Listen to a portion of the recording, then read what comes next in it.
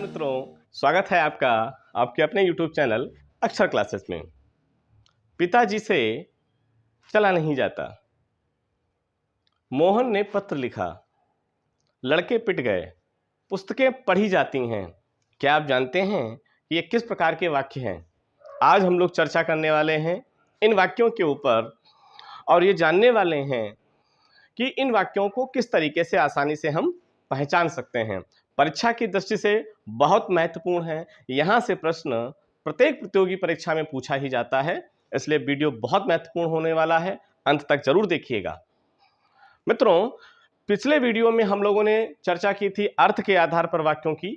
अर्थ के आधार पर जो वाक्य हैं वो कितने प्रकार के हैं? 8 प्रकार के हैं। अगर आपने पिछला वीडियो नहीं देखा है तो प्लीज उसको जरूर देखिएगा।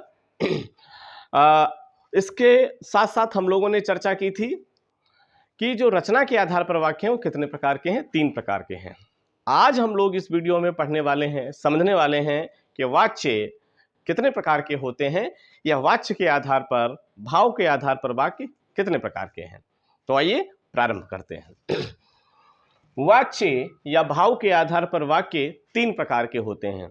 कभी कभी सीधे सीधे ऐसे ही पूछ लेता है कि वाच्य कितने प्रकार के होते हैं, तो हिंदी में जो वाच्य हैं वो 3 प्रकार के हैं, या वाच्य के आधार पर जो वाक्य हैं वो 3 प्रकार के होते हैं। कौन कौन से?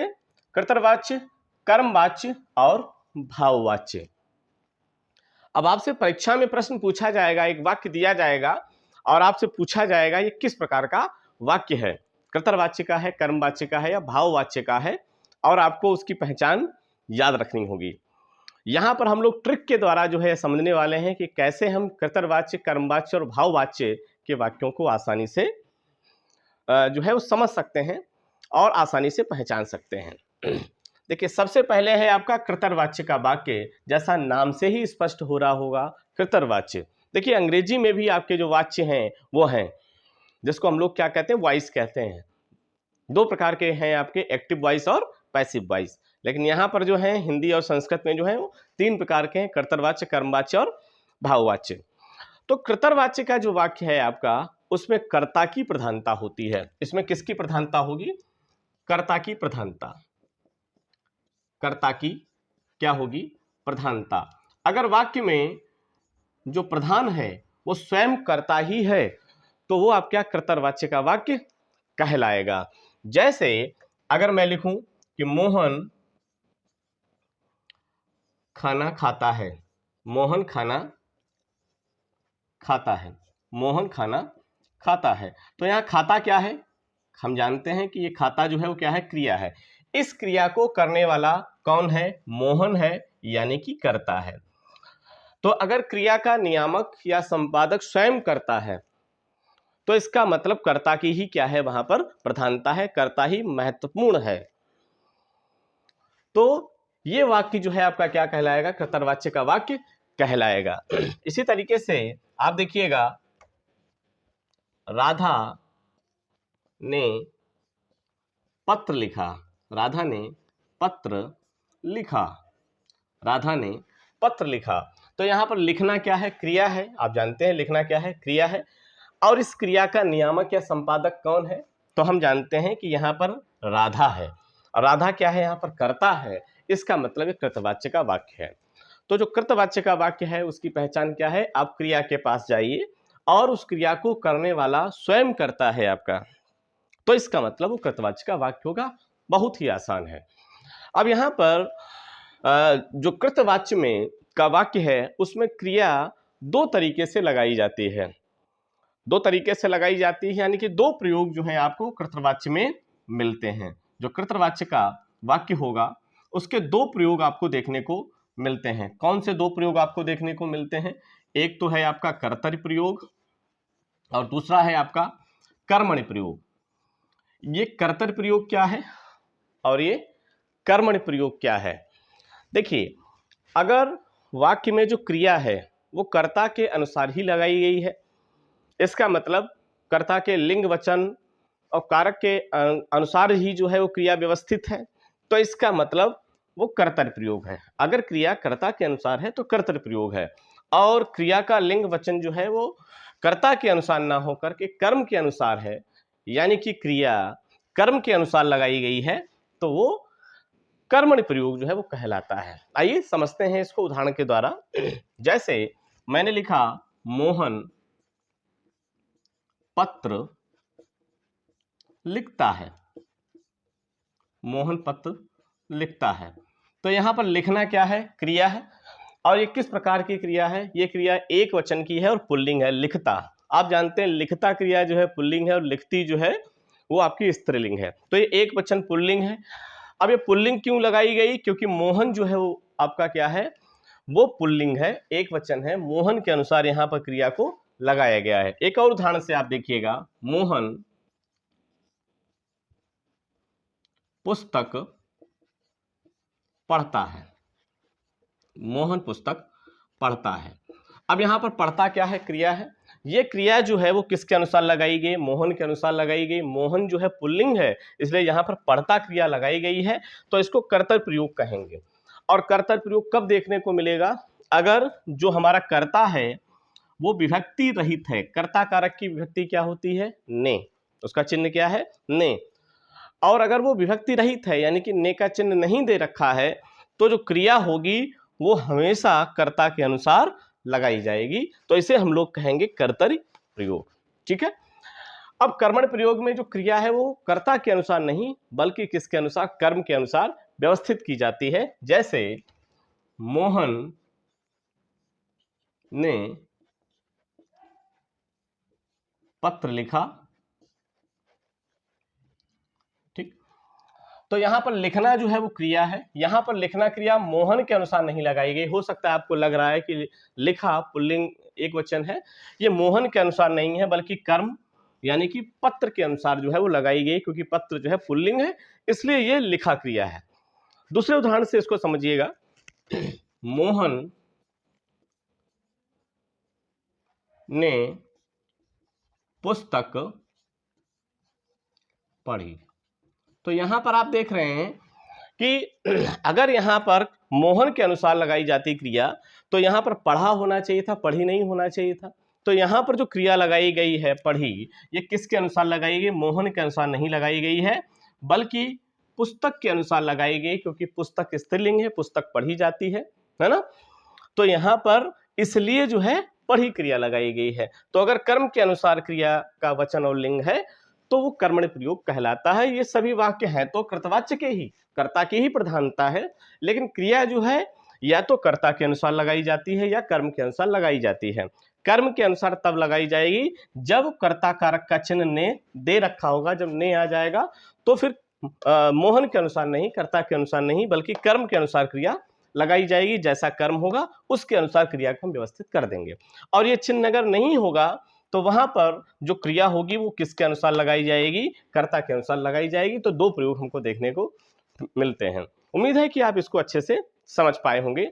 आइए अब हम लोग समझते हैं दूसरे प्रकार के वाच्य को, कर्म वाच्य। जैसा कि नाम ही है आपका कर्म वाच्य, तो इसमें किसकी प्रधानता होनी चाहिए? इसमें कर्म की प्रधानता। कर्म वाच्य का जो वाक्य होगा उसमें कर्म की क्या होगी? प्रधानता होगी। कर्म की प्रधानता होने का मतलब जो है वो क्या है कि जो कर्म होगा यानी कि जो ऑब्जेक्ट होगा वही कर्ता का कार्य करेगा, वही कर्ता का कार्य करेगा। अब इसको एक उदाहरण के द्वारा जो है वो समझिएगा। पुस्तक पढ़ी जाती है, तो यहाँ पर पुस्तक पढ़ी जाती है, ये आपका किस प्रकार का वाक्य है? ये आपका कर्म वाच्य का वाक्य है, क्योंकि इसमें कर्म की क्या है? प्रधानता है। जैसे आप यहाँ पर देखिएगा, मोहन पुस्तक पढ़ता है, तो पढ़ना जो है वो क्या है? क्रिया है। और इस क्रिया का नियामक या संपादक कौन है?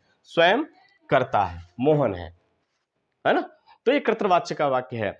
लेकिन इसी वाक्य को अगर इस तरीके से कहा जाए कि पुस्तक मोहन के द्वारा पढ़ी जाती है, तो यहाँ पर जो प्रधानता है वो किसकी हो जाएगी? कर्म की हो जाएगी। यहाँ पर क्रिया का जो नियामक होगा वो स्वयं कर्ता नहीं होगा। यहाँ पर ये कर्ता हो गया। अब ये पुस्तक जो है वो क्या है? आपका कर्ता है। तो यहाँ पर ये जो है वो स्वयं क्रिया का नियामक नहीं होगा। भाई पढ़ने का काम जो है वो पुस्तक अपने आप थोड़ी कर लेगी, किसी और के द्वारा इस काम को किया जाएगा। तो जब भी आपको पहचान करनी है आप क्रिया के पास जाइए और आप देखिए कि उस क्रिया का नियामक यानी कि उस क्रिया को करने वाला कौन है। उस क्रिया को करने वाला अगर आपका कर्ता है तो कृतवाच्य का हो जाएगा, और कर्ता नहीं है यानी कि पुस्तक जो है वो किसी और के द्वारा पढ़ी जाएगी, मोहन के द्वारा पढ़ी जाएगी, है? तो इसका मतलब ये कर्म की प्रधानता वाला वाक्य है। इसी तरीके से आप देखिएगा, जब ये कहा जाता है कि राम ने रावण को मारा,